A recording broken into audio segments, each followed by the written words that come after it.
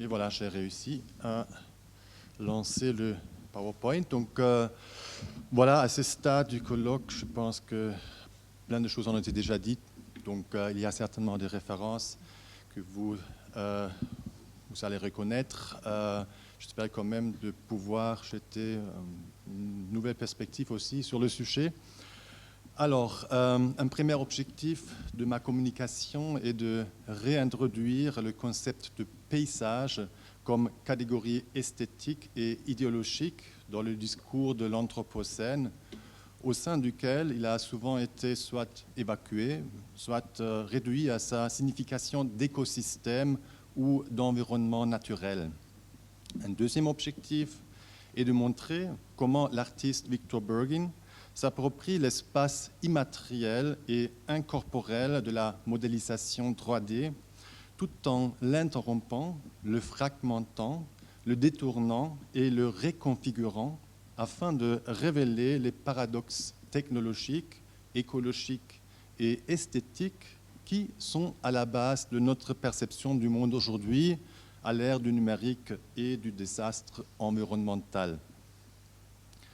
Si ces dernières années, les colloques et publications étaient nombreux à s'intéresser à la relation entre le paysage et l'Anthropocène, force est de constater que la plupart de ces études visaient à s'interroger sur les transformations de paysages naturels et sur les interactions entre l'humain et le paysage. Même les auteurs qui explorent les représentations artistiques du paysage à l'ère de l'Anthropocène semblent peu enclins à intégrer le genre du paysage dans leurs réflexions. Alors que les termes de sublime, de pittoresque et de beauté sont régulièrement employés, et donc on l'a entendu plusieurs fois, à plusieurs reprises, surtout le terme de sublime, justement pour dénoncer un certain esthétisme de la photographie anthropocénique. Rares sont les cas où ces termes sont sérieusement mis en relation avec l'histoire, la théorie et l'idéologie du paysage artistique.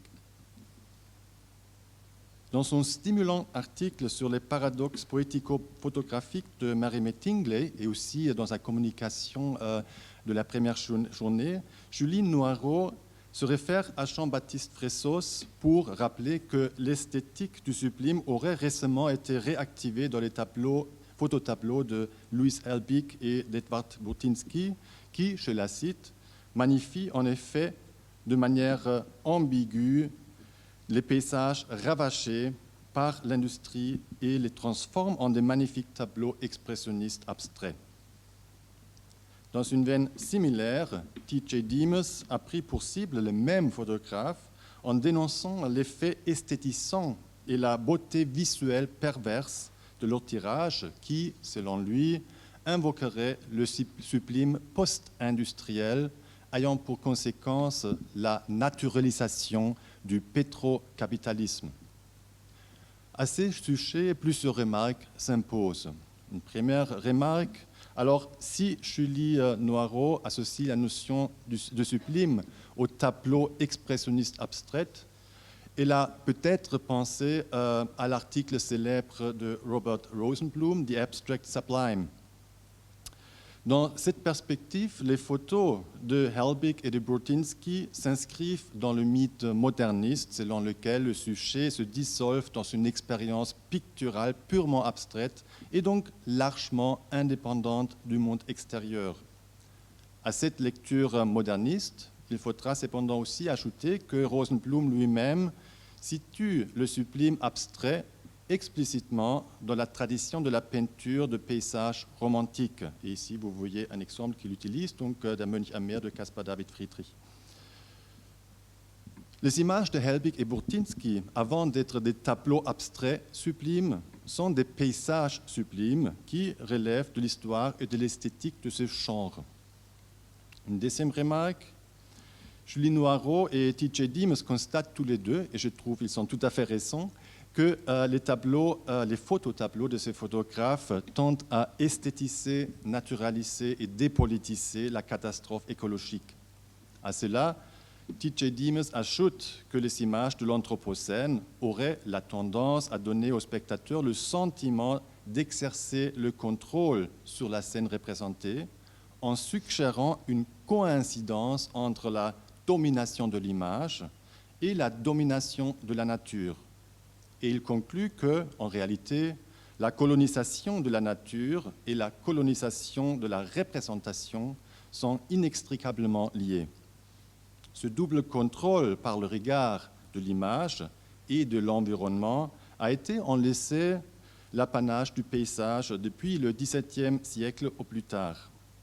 Ainsi, les dictionnaires anciens présentent le paysage naturel ou artistique comme une étendue de pays soumise à un point de vue, c'est-à-dire un sujet qui la regarde et la domine depuis un lieu privilégié.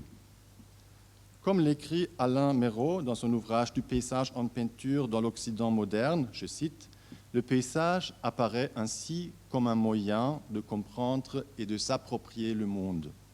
Nul doute n'existe depuis longtemps de beaux paysages pour les généraux ou les géographes. » Au sujet de la dialectique entre naturalisation et esthétisation qui, selon Demas, sous-tend certaines images de l'Anthropocène, il suffit de citer les propos lucides que tient W.T.J. Mitchell lorsqu'il définit le paysage comme un médium idéologique.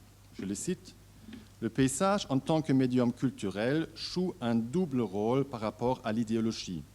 Il naturalise une construction culturelle et sociale représentant un monde artificiel comme s'il était simplement donné et inévitable. De plus, il rend cette représentation opérationnelle en impliquant celui qui le regarde dans une relation plus ou moins déterminée avec son caractère donné en tant que vue et site. Troisième remarque, si on compare les dates habituellement avancées pour marquer le début et les étapes décisives de l'Anthropocène, il est frappant à quel point il coïncide avec l'histoire du paysage en peinture, au moins si on se réfère aux théories des Orbis Spike, en laissant de côté l'hypothèse de Bomb Spike. Donc, on en a entendu parler aussi pendant la première journée. Dans les deux cas, trois grands événements historiques sont souvent cités comme censure marquante. D'abord, l'avènement de la société capitaliste après 1450, plus ou moins, ce qui correspond à l'apparition du terme de paysage vers la fin du XVe siècle. Puis, l'appel à la conquête de la nature dans le cadre des politiques impérialistes depuis le XVIIe siècle, ce qui correspond en histoire de l'art aussi au XVIIe siècle qui est le siècle où le paysage devient un genre à part entière, notamment en Hollande. Et finalement, le développement de l'industrialisation au cours du XIXe siècle. Et en effet, c'est au XIXe siècle que le genre deviendrait, d'après Kenneth Clark, la forme de création majeure qui, nous rappelle Mitchell, sera directement liée à une autre forme de création majeure, à savoir le système de domination globale connu sous le nom d'impérialisme européen. En fin de compte, le paysage, nous explique Mitchell, est le travail de rêve de l'impérialisme, donc the dream work of imperialism, et j'y reviendrai. Dans une perspective plus large, on pourrait donc en déduire que le paysage et l'Anthropocène auraient en commun le fait que leur évolution et leur essor peuvent être compris comme un symptôme pour l'essor et l'évolution du capitalisme, raison pour laquelle certains auteurs, nous le savons, préfèrent au terme d'Anthropocène le terme de capitalocène. À partir de ces observations préliminaires, j'avance comme hypothèse que tout artiste qui s'attache aujourd'hui à porter son regard sur les conséquences du changement climatique et la destruction de l'environnement s'inscrit d'une manière ou d'une autre dans ces deux discours de l'Anthropocène et du paysage comme médium de représentation. Les deux prémices de cette hypothèse sont les suivantes. Donc, première prémisse, le paysage est toujours déjà une représentation qui a son histoire, ses principes et ses conceptions esthétiques, mais aussi ses fonctions culturelles, politiques et sociales. Et deuxième prémisse, donc le paysage est un territoire matériel façonné et transformé en fonction d'intérêts idéologiques, économiques, sociaux et politiques. Par conséquent, le paysage est un objet paradoxal qui oscille constamment entre deux pôles que l'on pourrait peut-être circonscrire par un réseau de concepts opposés tels que imagination et réel, représentation et territoire matériel, nature et culture, physis et techné, idylle contemplatif et outils idéologiques ou encore médium de communication, donc la photographie par exemple de paysages, et objet de cette communication dans ces cas-là, donc le paysage photographié. Comme le constate W.T. Mitchell, Peter Osborne, John Barrell et bien d'autres, ces oppositions au paradoxe sont habituellement lissées selon les catégories et règles mises en place par le système idéologique et esthétique dominant. Aujourd'hui, face à un écosystème exploité et dévasté qui risque de s'effondrer, une remise à l'épreuve de cette dialectique complexe entre appropriation esthétique et idéologique de la nature et formation ou détermination du sujet me paraît indispensable. Je suis donc plutôt réticent à suivre des auteurs comme T.J. Demes qui, dans la foulée d'un discours anthropocénique ou bien capitalocénique, tente à établir une frontière nette entre les pictorialistes, auxquels on peut associer les notions de contemplation, esthétisation, sublime et beauté. Donc c'est une tendance d'artialisation. Et le camp des activistes, donc, qui sont politiquement engagés, qui poursuivent des stratégies documentaires et s'inscrivent ainsi dans une tendance vers la scientification. Pour le dire grossièrement, selon ce récit, les premiers sont les méchants et les derniers les bons. Il est sans doute toujours problématique d'esthétiser la catastrophe climatique, tout comme il est méritant de dénoncer ceux qui en portent les responsabilités. Il ne faut cependant pas oublier que la contemplation et l'esthétique disposent aussi d'un potentiel critique, alors que l'activisme artistique a parfois la tendance à se confondre avec le journalisme investigatif au détriment de la valeur esthétique et imaginaire. Dans le temps qu'il me reste, je présenterai donc l'œuvre d'un artiste qui n'a pas encore été associé ni au discours critique de l'Anthropocène, ni à la tradition du paysage, et cela pour cause. Si le paysage est omniprésent dans l'œuvre de Victor Berggren, il ne joue jamais le rôle principal. D'une certaine manière, le paysage fait partie du fond esthétique et idéologique sur lequel se déploient les chaînes d'association qui constituent l'œuvre en tant qu'allégorie des modes d'expérience et de perception dans notre société capitaliste et de mass média. Si Mitchell définit le paysage comme travail de rêve de l'impérialisme, Berggren, quant à lui, utilise les mécanismes du rêve, donc la fragmentation, l'association et la condensation, justement pour contester et pour faire réfléchir sur ce rêve impérialiste. Ce qui peut paraître déconcertant dans son travail est son caractère paradoxal. Des images contemplatives d'une beauté à couper le souffle côtoient des images ou des récits de catastrophes et de désastres. Des inégalités et des conflits dans le monde réel sont confrontés à des scénarios de fuite vers un monde virtuel. Prenons par exemple A Place to Read de 2010. Dans cette pièce projetée, la caméra panoramique survole la reconstruction modélisée par ordinateur du café Taslik que l'architecte Sedat Aki Eldem a érigé à Istanbul entre 1947 et 1948. Compte tenu du fait que l'édifice et son jardin avaient été démantelés en 1988 pour laisser place à un hôtel de luxe, ces images semblent sortir du rêve utopique d'un monde parfait dans lequel le jardin idyllique réémerge des débris de l'architecture démolie.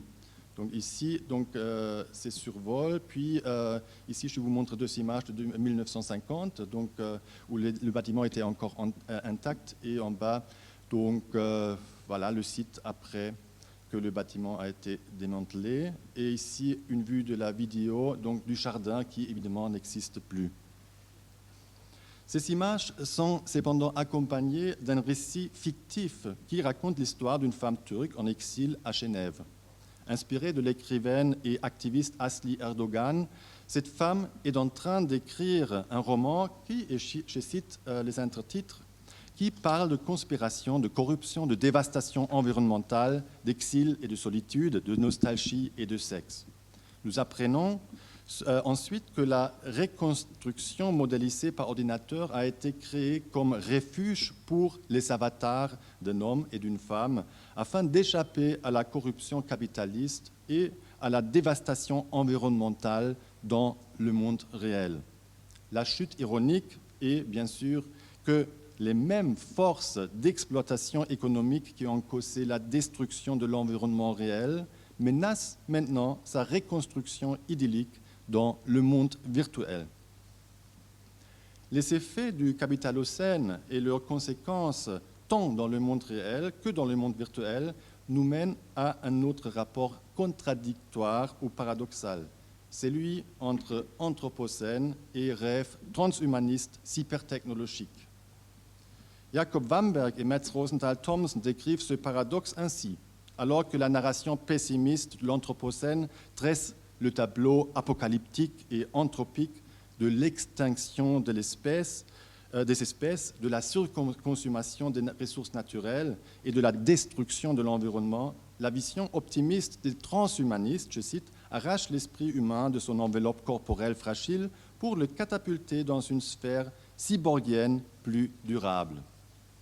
Cette confrontation de l'espace immatériel et incorporel d'un cyberspace post-humain et de la dévastation bien réelle de l'environnement naturel se retrouve aussi dans le projet récent de l'artiste Afterlife, constitué d'un livre, d'un site numérique et de diverses œuvres satellites.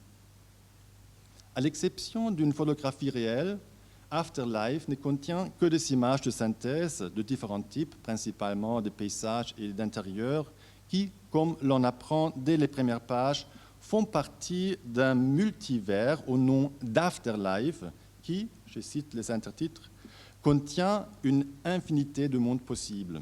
Dans l'un d'entre eux, la vie après la mort n'est pas une question de foi, c'est un fait. Le texte qui accompagne les images propose des variations sur l'idée de créer une copie numérique parfaite de l'esprit, une copie qui mène ensuite une vie indépendante du corps permettant à l'individu de survivre à sa propre mort physique. Ce fantasme d'atteindre l'immortalité en transcendant le corps humain physique évoque l'idée transhumaniste du téléchargement de l'esprit qui, on le sait, a une longue histoire dans l'univers de la science fiction.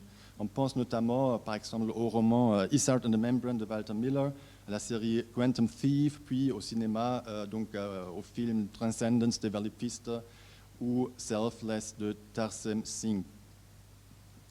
Le multivers d'Afterlife est cependant loin des utopies futurologiques aspirant à une vie éternelle dans la singularité comme dimension supérieure de l'évolution technologique.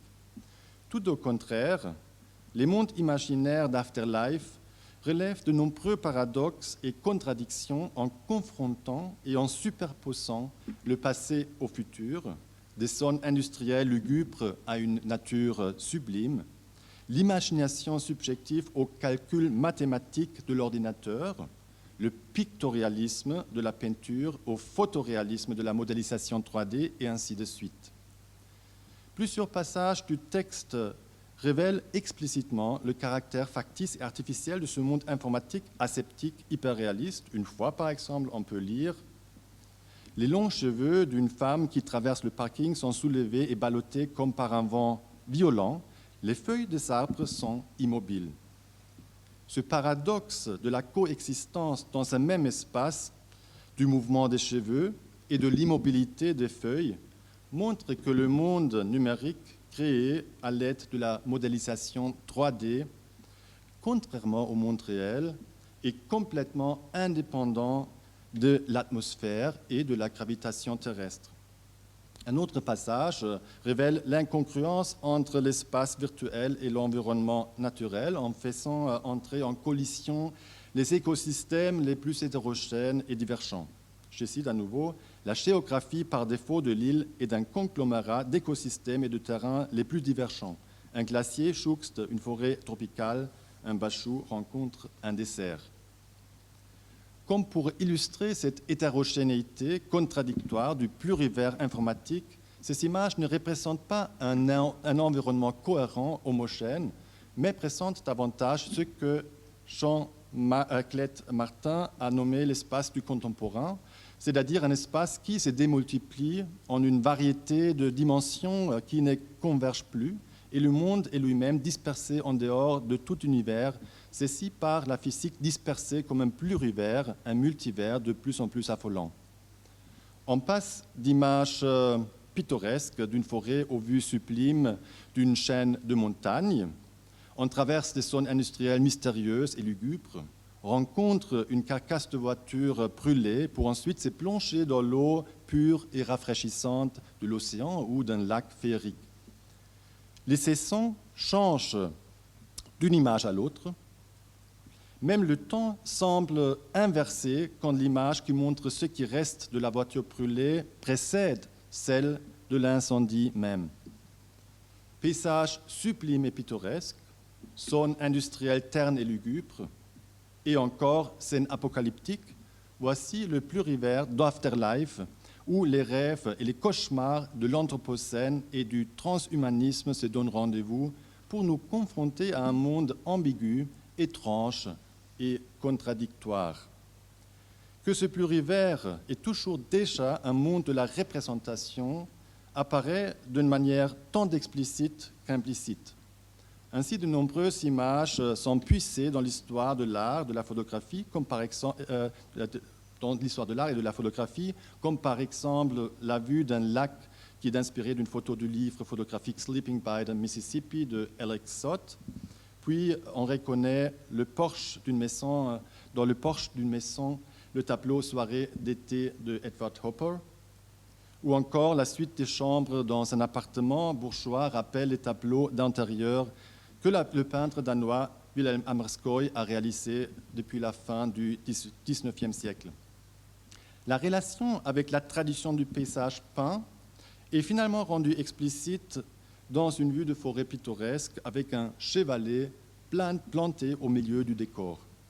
On pourrait en déduire que les représentations de paysages dans Afterlife s'inscrivent délibérément dans la tradition de la peinture de paysage, à la différence près qu'elle intercale entre le paysage naturel et le paysage artistique une ou deux couches supplémentaires. Et en effet, les images générées sur ordinateur ne prétendent plus imiter la nature, mais plutôt la catégorie esthétique du paysage d'un côté et le réalisme de la photographie de l'autre côté. Déjà vers la fin des années 1990, Lev Manovich a constaté que, je cite, l'infographie a presque atteint, c'est que l'infographie a presque atteint, ce n'est pas le réalisme, mais le photoréalisme, la capacité de simuler non pas notre expérience perceptive et corporelle de la réalité, mais uniquement son image photographique. Dans les vues de montagne, deux strates représentationnelles se croisent et entrent en concurrence. L'effet photoréaliste des images de synthèse créées sur ordinateur et la tradition du paysage peint évoquant les notions de sublime, de pittoresque ou encore de beauté. Que ces effets et notions sont inévitablement déterminés par les systèmes idéologiques dominants est une position que Bergin partage avec John Barrell, qui parle de la dark side of the landscape pour signaler que derrière la façade idyllique du paysage pittoresque se cache la réalité répressive des travailleurs ruraux. Bergin est parfaitement conscient de cette dimension idéologique du paysage, ce travail de rêve de l'impérialisme fondé sur des mécanismes de répression et de dissimulation.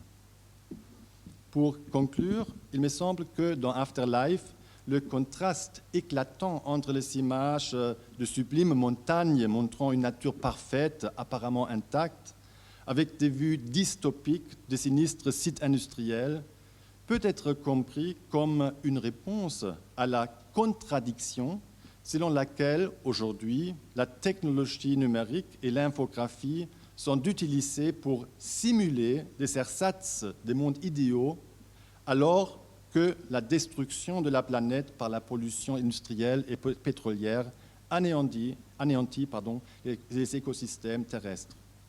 Autrement dit, si le paysage est le travail de rêve de l'impérialisme, Bergin utilise les principes du rêve, donc la condensation, la fragmentation et l'association, pour créer une allégorie science-fictionnelle sur un multivers paradoxal où la dystopie de l'apocalypse anthropocénique et l'utopie technologique d'un cyberspace transhumaniste s'entrechoquent. Si David Lapouchade écrit sur Philip K. Dick qu'il aurait cherché, je cite, un système qui fasse communiquer des mondes divergents ou alternatifs sous l'influence des réalités virtuelles ou éventuelles, comme c'est le cas dans les psychismes, il en est de même pour Victor Bergin. Merci beaucoup.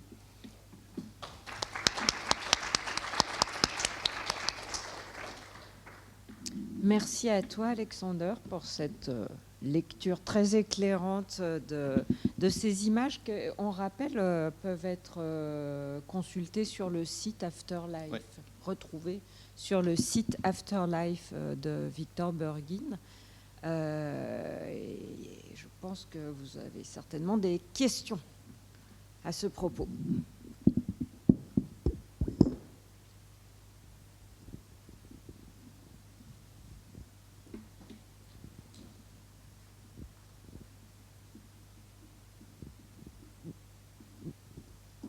Merci beaucoup, Alex, pour cette communication très riche sur un travail remarquable quand même de Victor Bergin, si tard dans sa carrière, absolument subtil, mais aussi fort mélancolique, il me semble. Et je sais que tu as eu beaucoup d'échanges avec Victor récemment à propos de cette œuvre-là, et je me demande si le concept de mélancolie a fait partie de vos échanges, et si tu peux peut-être éclaircir un peu sur son état d'esprit, comment il est arrivé à produire ça maintenant, si tard dans son œuvre. Oh là là, question difficile, psychologisante. Oui, bien sûr, je pense que la mélancolie joue un rôle assez important dans l'œuvre de Victor Bergin, mais déjà depuis des décennies, dirais-je. Donc c'est drôle parce que la première fois que je l'ai rencontré en 2007, à l'occasion d'un colloque à Rennes, donc il a présenté l'œuvre qu'il a réalisée pour une exposition à Rennes. Après, on a discuté et moi, je lui ai déposé la question. Oui, mais ces images-là, c'est quand même très, très, très, très mélancolique. Et lui m'a regardé. En effet. Et donc, je pense que pour lui, il y a plusieurs raisons pour cette mélancolie. D'un côté, c'est une déception politique, parce qu'évidemment, il était très, très engagé dans les années 60-70 politiquement. Il a essayé d'abord d'exprimer cet engagement à travers ses œuvres. Après, il a eu un peu, il est passé à autre chose. Donc, il s'est plus intéressé aux mécanismes psychiques qui sont à l'œuvre dans la manière dont nous percevons notre environnement quotidien à l'ère des mass médias, des médias de masse. Et donc, pour lui, il a décidé, ou il a compris pour lui, qu'il ne voulait plus être ou faire réaliser des œuvres trop politiquement engagées, parce qu'il a fait une distinction entre, d'un côté, l'activisme, qui pour lui était quelque chose qu'il pratiquait plutôt à côté, dans sa vie privée, personnelle, et l'œuvre d'art qui s'adresse à un public spécifique, donc les visiteurs des musées, des galeries, et qui s'inscrit aussi dans un dispositif assez précis, psychique, et à la fois, on pourrait dire, social, culturel et esthétique, institutionnel. Et donc, il a fait un choix de séparer un peu les deux choses. Et je pense que c'est dû au fait tout à fait qu'il était déçu, qu'il avait l'impression que l'art, au niveau politique, ça n'a pas de grands effets. Et donc, je pense que c'était une décision déjà à l'époque qui est due à une certaine déception et où peut-être cette mélancolie commence aussi avec son intérêt de plus en plus fort à la psychanalyse, Freud, et donc je pense que c'est devenu encore plus fort au début des années 2000, où il a compris que sa carrière artistique arrive un peu à son terme et peut-être qu'il n'avait pas le succès qu'il voulait et où il se sentait fort isolé par rapport à un monde de l'art et par rapport à un monde politique et un monde contemporain qu'il rejette d'une certaine manière, oui, c'est ça. Et donc, je pense que c'est mélancolie. Il y a deux étapes. Donc, première étape, c'est le passage de l'artiste politique vers l'artiste qui ne veut plus s'engager politiquement, qui ne s'intéresse plus aux mécanismes psychiques. Deuxième étape, donc l'artiste qui arrive un peu à un moment où il a l'impression d'être isolé par rapport au système et au milieu artistique. Et c'était tout à fait aussi un choix qu'il a, c'est une partie prise. Hein. Voilà.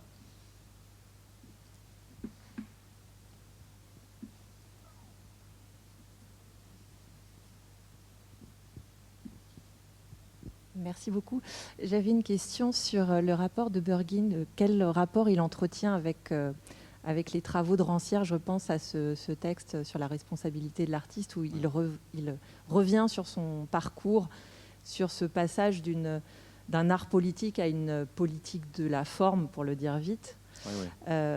Et ce lien avec Rancière, parce qu'il y a beaucoup de proximité, il le cite à de nombreuses reprises, et voilà le rapport, et sur la question Rancière qui a travaillé aussi sur son petit livre sur le paysage récemment publié. Tout à fait. Bon, je pense